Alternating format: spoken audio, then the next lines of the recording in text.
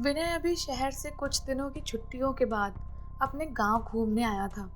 और उसका गांव जितना खूबसूरत था उतना रहस्यमयी भी था। बड़ी सारी चीजें बहुत अच्छी थी और बड़ी सारी कहानियां किस्से ऐसे थे जो विनय को सुनने में मजेदार लगते थे, लेकिन उसको लगता था कि बकवास बातें हैं और गांव के लोगों के पास कोई काम धाम नहीं होता, तो दिन में बैठे बैठे ऐसे कहानियां बना लेते हैं। तो किस्से कहानियां बहुत सुनता था, बड़े मजे करता था। और गांव के उसके कुछ दोस्त यार भी थे जो उसको बातें बताया करते थे गांव के बारे में, कि उसने ऐसा भूत देखा, उसने ऐसा प्रेत देखा और ये चुड़ैल देखी। तो विनय को ये सब सुनने में बड़ा मजा आता था।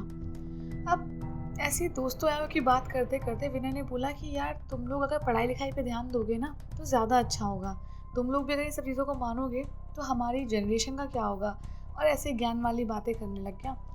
तो उसके दोस्तों ने उसको बोला कि तुझे पता है अपने गांव के बाहर जो शमशान घाट बना हुआ है, और इवन वहाँ पे दो शमशान घाट है, एक पहला वाला उससे थोड़ी दूरी पे जाएगा, वहाँ दूसरा है। और कितनी बार हमारे गांव के लोगों ने हमें आके कितनी कहानियां सुनाई हैं कि उनके साथ लोग आ गए थे। लोग मतलब जैसे रूह होती ना या आत्माएं, वो लोग।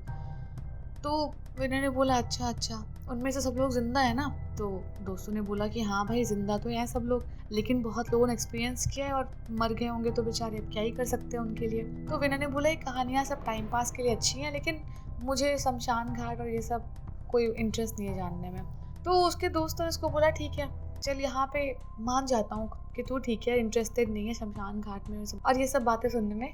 तो उसके दोस्तों ने बोला कि चल तू एक काम करना आज, कि आज जो शमशान घाट है ना, जब सब सो जाएंगे गांव में तो तू उनके बाहर घूमते रहना, और मैं देखता हूँ कितनी देर तक तुझे हिम्मत रहती है और कब तक तू चीज़ें एनकाउंटर नहीं करता। तो विनय ने बोला कि सब दिमाग का खेल है यार, अगर मैं जाऊँगा और मैं सोचूंगा कि भाई भूत है तो हो सकता है मुझे दिख जाए।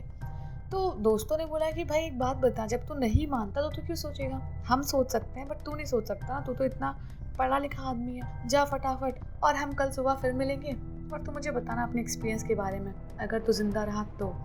और ये सब बोल के दोस्त हंसने लग गए बहुत तेज तेज से।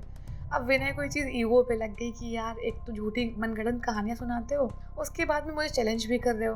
विनय ने बोला ठीक है, मैं आज यही करता हूँ और तुम्हें सुबह मिलूंगा भी और तुम्हारी बेइज्जती भी करूंगा इससे डबल। तो विनय ने डिसाइड किया, अपना खाना पीना खा के जैसे सब लोग सो गए, घर से बाहर आया, वही अपना छोटा मोटा जो ये होता है ना गर्मी वाले कपड़े पहन के, और बाहर ऐसे टहलने लग गया। थोड़ी देर तो गाने वाने सुने, टहलता रहा। आगे जाके शमशान घाट जहाँ शुरू होता है ना उसके बाहर टहलने लग गया आप जाके। अब वो वेट कर रहा था किसी एनकाउंटर का, कि कोई एनकाउंटर हो, कोई फोटो वोटो खींचे, कुछ दिखे तुरंत, मतलब वो प्रूफ रखेगा अपने पास। कैसा कुछ नहीं था, कुछ नहीं हुआ। टहलता रहा, बहुत देर तक टहलता रहा, लेकिन जो पिछला शमशान घाट था ना, जैसे उसका अगला शमशान घाट आने वाला था टहलते हुए, अभी वहाँ कोई नहीं था। लेकिन विनय को दूर से दिखाई दिया जैसे कोई अधेड़ उम्र का आदमी हाथ में ऐसे लाठी लेके बहुत धीरे धीरे शमशान घाट के गेट में एंटर कर रहा था। और विनय को लगा कि इतनी रात में एकदम से कैसे प्रकट हो गया यहाँ पे कोई। तो विनय ने थोड़ा स्पीड अपनी बढ़ाई और आगे बढ़ने लग गया, पूछने के लिए कि इतनी रात में यहाँ पे क्या कर रहे हैं। तो विनय ऐसे आगे बढ़ते बढ़ते उस आदमी के पास गया। तो विनय ने बोला कि क्या हुआ, आप इतनी रात में यहाँ पे क्या कर रहे हैं, और मैंने आपको आते हुए तो देखा नहीं। तो वो आदमी हंसते हुए और बड़ी मोटी आवाज में बोलने लग गया, अक्सर लोग मुझे आते हुए नहीं देख पाते हैं, इसमें तुम्हारी गलती नहीं है। और जैसे ही वो आदमी ये बोला ना, थोड़ा सा हंसने लग गया वो। तो विनय को लगा पक्का इसके दोस्तों की कोई चाल है ये, और ऐसे किसी को भेज दिया होगा इसलिए। अब विनय फिर वापस उस आदमी को कुछ नहीं बोला और टहलने लग गया। वो आदमी शमशान घाट के अंदर चला गया। अब जैसे विनय टहल रहा था, सामने दूसरे शमशान घाट के आया, तो देखता क्या है कि है तो वो शमशान घाट, लेकिन वो आदमी वहाँ पे एक गड्ढा खोद रहा है। और पता नहीं इतनी स्पीड में कैसे खोद रहा है कि अभी जब विनय टहल रहा था तो वहाँ पे कोई गड्ढा नहीं था, और अभी अच्छी खासी उसने जगह ऐसे मिट्टी निकाल दी थी वहाँ पे खोद के। तो विनय ऐसे क्यूरियोसिटी में चला गया अंदर, और जाके उस आदमी को बोलने लग गया कि आप ये मिट्टी क्यों खोद रहे हैं, यहाँ पे कुछ काम है आपको। तो वो आदमी अभी भी कुछ नहीं बोला, और विनय को बस उसने ऐसे हल्का सा देखा। और वो आदमी दिखने में ना बहुत ज़्यादा अजीब सा था, जैसे कि उसका थोड़ा मुंह ना तिरछा सा था, बाल उसके बड़े कर्ली कर्ली से एकदम उड़े हुए जैसे करंट लग गया हो। पूरे चेहरे पे उसके पहले से मिट्टी और बड़ी सारी दाढ़ी थी, और उसका हाथ जैसे कि बहुत, जैसे कोई बहुत मेहनत करता है ना, मजदूरी जैसे कुछ बहुत करता है, कोई अपने हाथों का काम ज़्यादा करता है तो पूरे हाथ की स्किन निकल कर जाती है ना, उस टाइप का बहुत काले हाथ अजीब से हो रखे थे उसका। खैर देखने में गेटअप तो बहुत अजीब था और थोड़ा डरावना भी था, लेकिन विनय हिम्मती था तो इसको वो अदर वेज में लिया था। अब वो आदमी विनय से बोलने लग गया, सुना है तुम्हें भूत देखने थे, क्या तुमने इससे पहले कभी भूत देखे हैं? तो विनय को अब पक्का समझ आ गया कि उसके दोस्तों की करतूत है ये, और ये कुछ और नहीं है, पक्का कोई हायर किया हुआ एक्टर है। तो विनय ने हंसते हुए बोला कि हाँ, भूत देखने के लिए टहल रहा हूँ और मुझे भूत अभी तक कोई दिखा नहीं, आप दिख गए बस। तो उस आदमी ने बोला, तो तुम्हें नहीं लगता कि मैं भूत हो सकता हूँ? और जब जब वो ऐसा बोल रहा था ना, आदमी एक तिरछी सी स्माइल दे रहा था जिसमें उसके दांत जो थे ना, वो बड़े गंदे बड़े बड़े दांत ना, बड़े अजीब लग रहे थे। तो विनय ने बोला कि नहीं, मुझे आप में तो कैसा भूत वूत नहीं लग रहा, बस लग रहा है कि आप कहीं कोई जगह ढूंढ रहे हो, लेकिन आप पता नहीं सब क्या करने लग गए, तो मैं पूछने आ गया। खैर आप अपना काम करो, मैं जाता हूँ। क्योंकि विनय को ना बड़ी अजीब सी फीलिंग आई थी उस आदमी के आसपास, और जैसे कोई नेगेटिव एनर्जी आसपास होती तो फीलिंग नहीं आती है, बहुत अजीब और डर सा, कितना भी एक्सेप्ट करो ना करो घबराहट सी होती ही है जो दिमाग पैदा करता है, वो हो ही रही थी इसको। और शायद इसकी सोल जो होती है ना, मतलब हमारी आत्मा भी तो दूसरी आत्माओं को महसूस कर सकती है, तो वो चीज़ भी होगी। इसको फील तो कुछ हो रहा था, लेकिन ये अपनी ईगो के चक्कर में एक्सेप्ट नहीं कर रहा था। और जैसे ही ये मुड़ के जाने लग गया ना, उस आदमी ने इसकी गर्दन को बहुत तेज दबोच लिया और इसको ऐसे घसीटने लग गया जैसे कि वो उसको जो गड्ढा खोद रखा है वहां दफनाना चाहता हो जिंदा। और जैसे उसने विनय को दबोचा ना, उसका चेहरा और भयानक हो गया, और ज्यादा भयानक।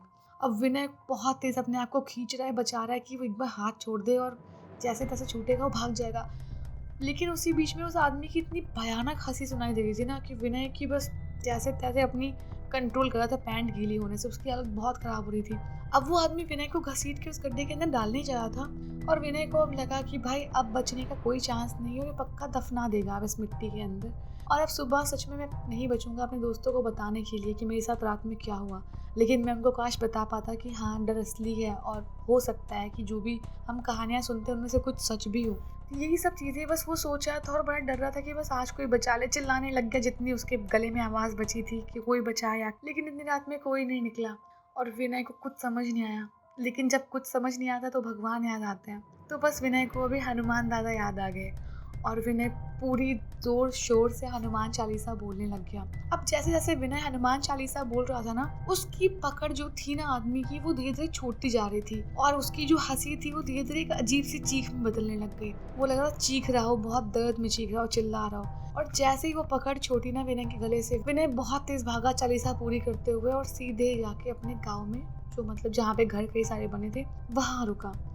और बस उसको अब राहत महसूस हुई कि उसके पीछे कोई नहीं आ रहा था, जो कुछ भी था वो वहीं पे रुक गया और शायद डर के भाग गया या जो कुछ भी हुआ, लेकिन वो बहुत तेज चीख के वहां से भागा था। अब विनय ने यहाँ पे ये चीज समझ ली थी कि जो कुछ भी कहानियाँ या कुछ भी हम छोटी छोटी बातें भी सुनते हैं ना, उनके पीछे बहुत सच्चाई ना भी हो हमेशा, लेकिन कुछ ना कुछ सच्चाई तो होती है। और इसीलिए शायद लोग सेफ्टी के लिए उसको और बड़ा बना देते हैं कि अगला इंसान उसको ट्राई ही ना करे। खैर सुबह हुई और विनय ने अपने दोस्तों को एक कहानी सुनाई, और विनय की लाइफ का एक सबक था कि आगे से वो चीज़ों पे ऐसे क्वेश्चन नहीं लगाए जब तक उसके पास कोई प्रूफ ना हो। और इस कहानी से हमें एक और शिक्षा मिलती है कि हम कितने भी बड़े हो जाएं, कुछ भी हो जाएं, कुछ भी बन जाएं, लेकिन कभी भी कोठी बंगले वाले बनने की एक्टिंग नहीं करनी चाहिए। चीज़ें होती हैं, अगर अच्छाई है तो बुराई भी है, अगर प्लस है माइनस है ना, सब कुछ बैलेंस में है। तो अच्छी बात है कि आप सेफ रहो, है ना, वो सेफ्टी प्रायोरिटी होनी चाहिए। बाकी तो मनोरंजन चलता रहता है। तो अगर आपको स्टोरी अच्छी लगी हो तो वीडियो को लाइक कर देना और कमेंट करके बताना स्टोरी कैसी लगी। और यार सब्सक्राइब तो तुम मुझे पता है कर दोगे, मुझे कहना ही नहीं पड़ेगा।